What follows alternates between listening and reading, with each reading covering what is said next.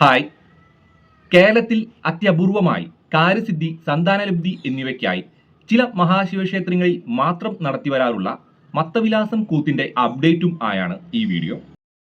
കോഴിക്കോട് ചേമഞ്ചേരിക്കടുത്ത് ശ്രീ കാനലശ്ശേരി മഹാദേവ ക്ഷേത്രത്തിൽ ശിവരാത്രി മഹോത്സവത്തോടനുബന്ധിച്ച് 2025 ഫെബ്രുവരി 22 ശനിയാഴ്ച കാലത്ത് 6:30 മാണി നീലകണ്ഠൻ ചാക്യാർ അവതാരകനായി വരുന്ന മത്തവിലാസം കൂത്ത് സമാരംഭമാകുന്നത്.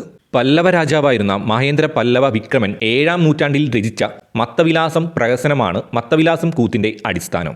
ബ്രഹ്മഹത്യാ ശാപം തീർക്കാൻ ശിവനെ തപസ് ചെയ്യുന്ന സത്യസോമൻ എന്ന ബ്രാഹ്മണൻ ശിവന്റെ നിർദ്ദേശാനുസരണം കപാലി വേഷത്തിൽ നൃത്തം ചെയ്യുന്നു എന്നാണ് സങ്കല്പം. കപാലിയുടെ നൃത്തം കാണുന്നവർക്ക് അഭിഷ്ടകാര്യങ്ങൾ സാധിക്കുമെന്നാണ് വിശ്വാസം. പുറപ്പാട്, നിർവഹണം, കപാലി വേഷം ഇങ്ങനെ 3 ദിവസത്തെ അവതരണത്തിലൂടെയാണ് ഒരു മത്തവിലാസം കൂത്ത് പൂർണ്ണമാകുന്നത്. കണ്ണൂർ ജില്ലയിലെ കൊട്ടിയൂർ മഹാദേവ ക്ഷേത്രം, കരിവള്ളൂർ ശിവക്ഷേത്രം, മട്ടന്നൂർ ശിവക്ഷേത്രം, കോഴിക്കോട് ജില്ലയിലെ കാഞ്ഞിരശ്ശേരി മഹാദേവ ക്ഷേത്രം എന്നിവയാണ് മത്തവിലാസം കൂത്ത് അടിയന്തരമായി നടത്തപ്പെടുന്ന പ്രധാന മഹാദേവ ക്ഷേത്രങ്ങൾ.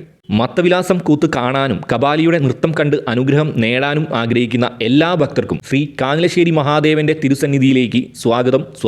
കേരളത്തിലെ അതിപുരാതനവും വിശ്വപ്രസിദ്ധവുമായ 108 ശിവാലയങ്ങളിലൊന്നായ ശ്രീ കാനലശ്ശേരി മഹാദേവ ക്ഷേത്രത്തിൽ മത്തവിലാസം കൂത്ത് വഴിപാടായി കഴിക്കാൻ ആഗ്രഹിക്കുന്നവർക്കായി വീഡിയോയുടെ താഴെ കമന്റ് ബോക്സിൽ കോൺടാക്ട് നമ്പറും ക്ഷേത്രത്തിന്റെ ഗൂഗിൾ മാപ്പ് ലൊക്കേഷനും പിൻ ചെയ്ത് കൊടുക്കുന്നുണ്ട്.